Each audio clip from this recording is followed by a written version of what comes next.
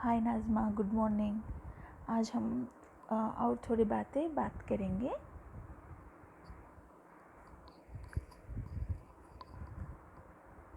तो आज हम बात करने जाने वाले हैं और जब राम थे,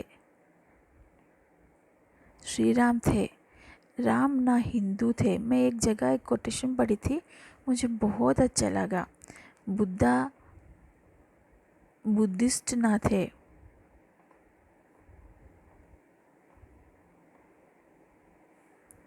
जीसस क्रिश्चियन ना थे, क्रिश्चियन नहीं थे। और मोहम्मद मुस्लिम ना थे। इनका मतलब ये है कि जब ये लोग धरती पे आए थे, जो सच्चाई वो जाने थे, वो सच्चाई को सबके सामने रखे। अब जब भी कोई सच्चाई कहता है, ऑटोमेटिक उनसे प्यार हो जाता है। वो अच्छे नहीं लगने लगते हैं। जो हमको अच्छी बातें कहते हैं, हमारी आत्मा के बारे में बोलते हैं, जो आत्मज्ञान के बारे में डिस्कस करते हैं, हमको वो लोग बहुत अच्छे लगते हैं, उनसे प्रेम हो जाता है। तो उसी तरह जब ये लोग आए, तब लोग उनसे उनके ज्ञान सुनने के साथ उनको प्रेम करना शुरू करे, उनको पसंद करना शुरू करे। वो पसंद इतना बढ़ गया कि मेरे वाले अच्छे कहते हैं, मेरे वाला अच्छा है, मेरे वाला अच्छा है। तो ऐसा ग्रुप करके ऐसा रिलीजन्स क्रिएट कर दिए। तो जब कोई एनलाइटेड मास्टर अर्थ में आया है, जब कोई एनलाइटेड हुआ है, ज्ञानी है, तो जो ज्ञान पाया है वो सबको बांटते हैं। वो बांटने के लिए ही आते हैं, वो ज्ञान बांटने के लिए। लेकिन वो जनरेशन्स में क्या होती है, बात डाइल्यूट हो जाती है। जो उनका ज्ञान को बाजू रख देते हैं और बीच वाले अलग अलग चीज़ों में फोकस कर देते हैं। तो उसकी वजह से रिलीजन का नाम लिया गया। एक्चुअली रिलीजियन का मतलब ये है कि ये आके ग्रीक वर्ड शायद री बोले तो अगेन, लिगो का मतलब यूनियन।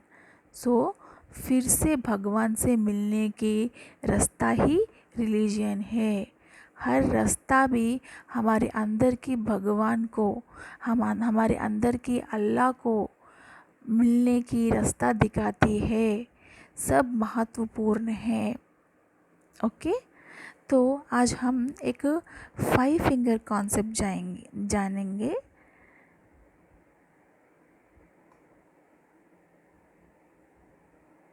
ये हमारी 5 फिंगर्स है। ओके, ये लिटिल फिंगर है। लिटिल फिंगर आके ये हमारी बॉडी को रिप्रेजेंट करती है। और हमारी बॉडी कैसे बनती है? बहुत सारे बिलियन ट्रिलियंस सेल्स से, सेल्स आके मॉलिक्यूल्स से, मॉलिक्यूल्स आके एटम्स से बनती है। ये शरीर कहाँ से आती है? हमें हमारी माता पिता से, मदर और फादर्स से हमको ये फिज़िकल बॉडी मिलती है। और दूसरी जगह, यहाँ हम फिज़िकल बॉडी है, यहाँ हम माइंड है। ये माइंड जहाँ हम पाले पोसे हैं, इस सोसाइटी है, सराउंडिंग्स कम्युनिटीज़ है, सोसाइटी से ये माइंड बनती है। जो आजू बाजू की चीज़ें देखते हम बड़े हुए रहते हैं, वही दिमाग में बैठ जाते हैं, वही चीज़ों की ज्ञानी हमको रहती है। तो हमारी माइंड, अगर मैं एक हिंदू कम्युनिटी में बड़ी हुई तो मैं हिंदू समझती हूँ, अगर मुसलमान कम्युनिटी में बड़ी हुआ तो मैं एक अपने आप मुसलमान समझती हूँ। ये माइंड के लेवल में है। ओके, हिंदू या मुस्लिम हो या कुछ भी हो, ये हम माइंड से ही सोचते हैं कि मैं एक हिंदू हूँ, मैं एक मुस्लिम हूँ। ओके, ये भी थोड़ी तक ही सच है। तो और आगे गए तो ये है इंटेलेक्ट, बुद्धि। एक जगह हम शरीर है, एक जगह हम मन है, एक जगह हम बुद्धि है। ये बुद्धि हम एक जगह शरीर है, एक जगह मन है, हम एक जगह बुद्धि भी है। ये मन हमें, जहाँ हम पाल पोसे, कौन सी कम्युनिटी में बड़े हुए, सराउंडिंग्स से हमारा मन बनती है, सराउंडिंग का ज्ञान ही लेके रहती है। और ये इंटेलेक्ट क्या चीज़ है? इसको इंटेलेक्ट से हम क्या करते हैं? इंटेलेक्ट से हम अंडरस्टैंडिंग करते हैं, डिसीशंस लेते हैं, चीज़ों की क्लैरिटी मिलती है, समझदार होते हैं। ये इंटेलेक्ट कैसे बनती है? देखो, अगर हम हर एक बच्चा एक ही परिवार में बड़ा हुआ तो हर कोई का सोच विचार एक जैसा होना चाहिए, लेकिन हर कोई एक जैसा नहीं सोचता, क्योंकि ये इंटेलेक्ट, ये बुद्धि यहाँ से आती है कि बुद्धि हमारी बहुत सारे जन्मों से आती है। जन्मों को इंग्लिश में कहते हैं इनकारनेशंस। इस जन्म का ज्ञान नहीं है, बहुत सारे जन्मों की अनुभव से इसकी ज्ञान रहती है।